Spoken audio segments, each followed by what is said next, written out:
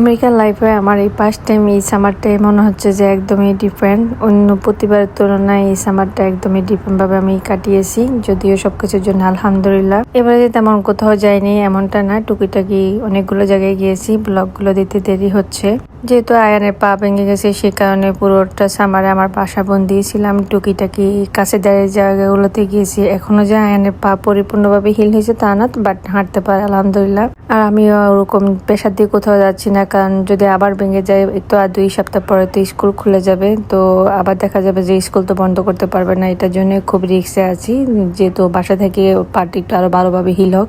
আল্লাহ বাসায় রাখলে আবার নেক্সট সামারে যদি বাঁচি থাকি তাহলে এনজয় করব।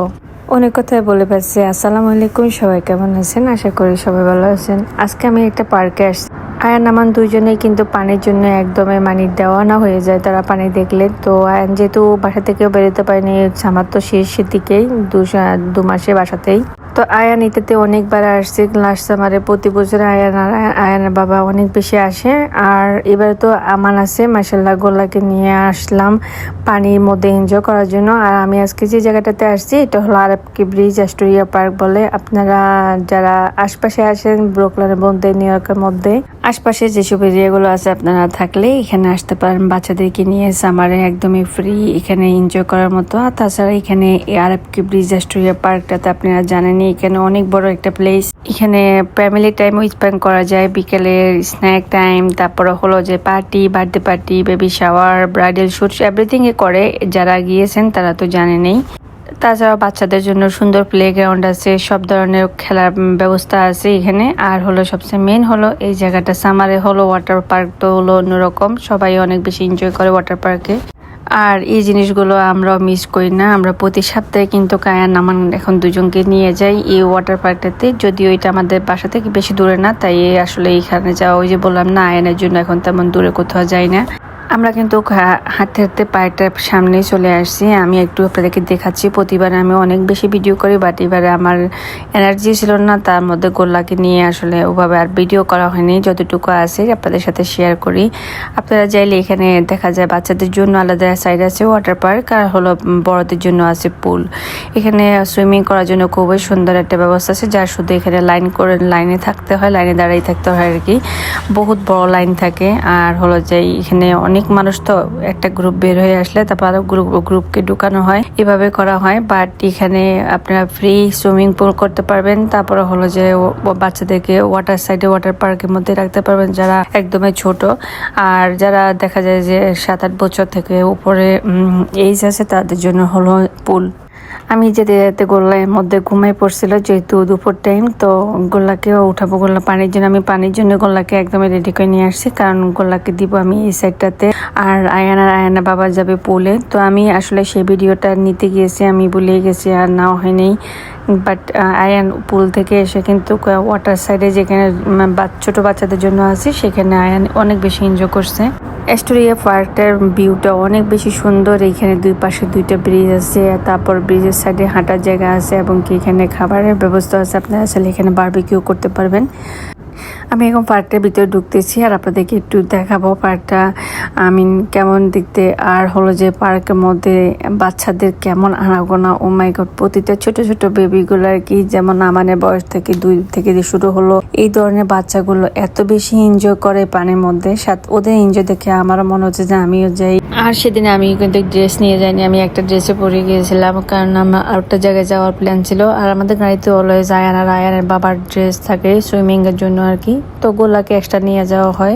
আয়ান অনেক বেশি কান্নাকাটি করছিল যে সে না একটু সুইমিং করবে, অনেকদিন থেকে সে বাসা থেকে বেরোতে পারেনি, তো সে কারণে তাকে নিয়ে যাওয়া সাডেনলি। আর আমার কাছে কোনো ড্রেস ছিল না আমার এক্সট্রা, তো গোলার ড্রেস তো ব্যাগে থাকে, তো গোল্লাকে নিয়ে আমি একটু পানিতে পাটা ভিজালাম আর কি। আমার কাছে এত বেশি ভালো লাগছে, পানিগুলো এত ঠান্ডা। এর মধ্যে আমি আয়ানকে, ওই যে আয়ানের বাবা তো চলে গেল সুইমিং করতে, সেই দিক দিয়ে আমি আর উঠতে পারিনি, যেহেতু স্টলার ছিল আমার, আমি একা ক্যারি করা পসিবল ছিল না, তো সেক্ষেত্রে আমি আর ওই ভিডিওটা করতে পারিনি।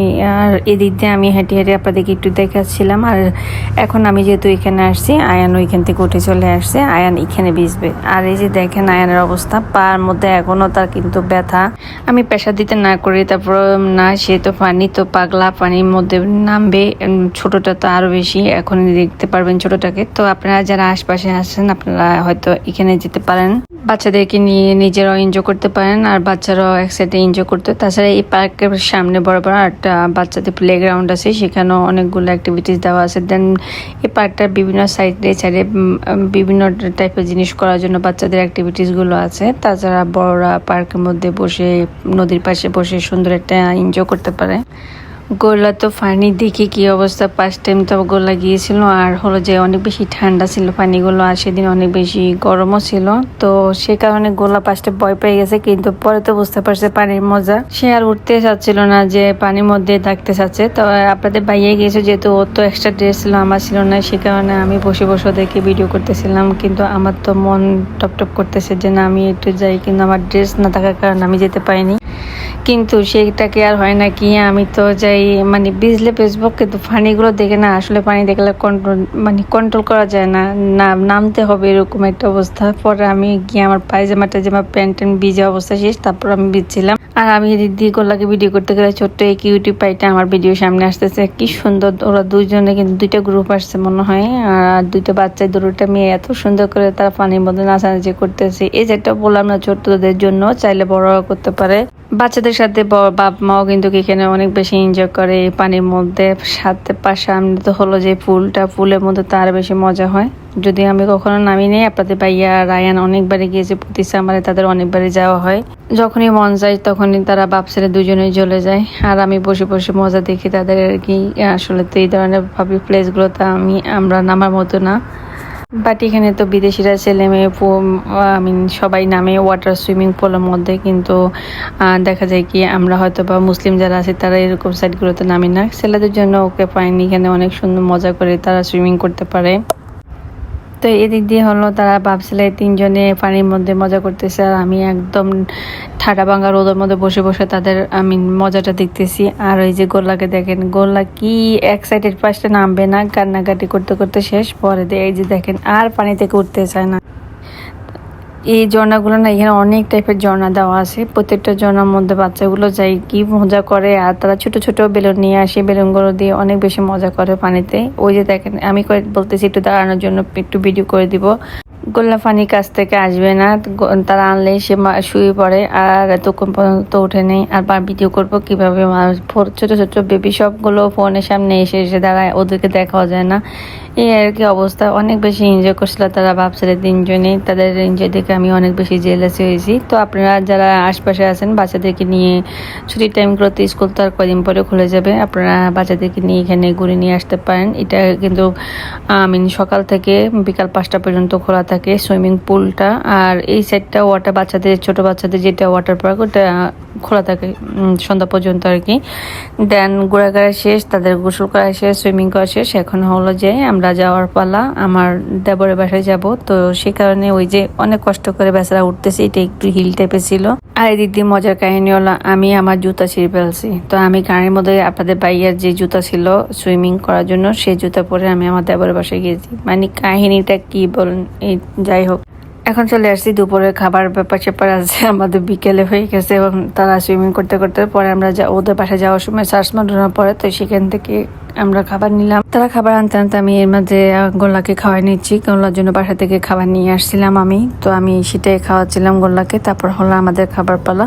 তো এখানে হলো যে কম্বো নিয়ে আসছে একটা বাটির মধ্যে, সবগুলো খাওয়া যেতে গাড়িতে বসে আমি খাচ্ছি। আমি বাইরে যাচ্ছি, রেস্টুরেন্টে বসে খাইনি, কারণ রেস্টুরেন্টে বসে খেতে গেলে দেখা যাবে অনেক বেশি দেরি হয়ে যাবে। আর তাদের পাশে যাওয়ার সময় সবসময় আমি এই জায়গাটা ভিডিও করি। এখানে অনেক সময় ক্রুজগুলো দেখা যায়, আজকে ছিল না, একদমই নদীর পানিগুলো, সাগরের পানিগুলো চিকচিক করতেছে সূর্যের আলোতে। আর এটা হলো অ্যারিজোনা ব্রিজটা দেখতে খুবই ভালো লাগে। যতবারই যখনই যাই আমি, তখন আমি শুধু ব্রিজটার ভিডিও করি। পানিগুলো এত চিকচিক করে সূর্যের আলোতে, একদম আস্ত সূর্য পানিগুলোর মধ্যে পড়ে। গাড়িতে বসে এই সুন্দর ভিউ দিতে দিতে তাদের বাসায় পৌঁছে গেলাম। বাসায় পৌঁছে কিন্তু আমরা বেশ কিছুক্ষণ টাইম সবাই মিলে কথা বললাম, আর বিকালে নাস্তার জন্য আমরা সাথে নিয়ে গেলাম রাঁধুনি থেকে টুকিটাকি। আমার যাও তার সে টুকিটাকি বানালো, যেহেতু তারও একটা ছোট বেবি আছে, তার মধ্যে হলো যে আমরা বলে যাইনি, আমরা একদম তাদেরকে সারপ্রাইজ দেওয়ার জন্য। তো আমরা খেতে খেতে গোলো এদিক দিয়ে দুষ্টামি করতেছে হাঁড়ি পাতিল। অনেকখানি রাতে হয়ে গেছে, আর আমরা আসার সময় আমার শাশুড়ি আমাদেরকে ভাত খাওয়া আসতে দিবে না, তো তাদের উপস্থিত খাবার দাবার দিয়ে আমাদেরকে বাদ দিল। তো সবাই মিলে খেয়ে দিয়ে বাসায় চলে আসলাম। আল্লাহ হাফেজ।